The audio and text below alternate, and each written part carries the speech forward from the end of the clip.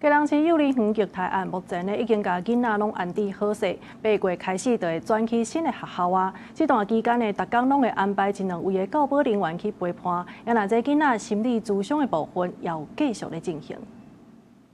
已經有12位的這個幼童已經在這個五堵國小，我們這個輔諮中心已經開始協助他們請心理師來進行諮商。好，那我們也希望是說一個幼生有搭配他專任的這個心理師，然後來陪伴這個幼生。那一直到他即便轉到新的學校，那直到這個評估已經沒有相關的需求為止。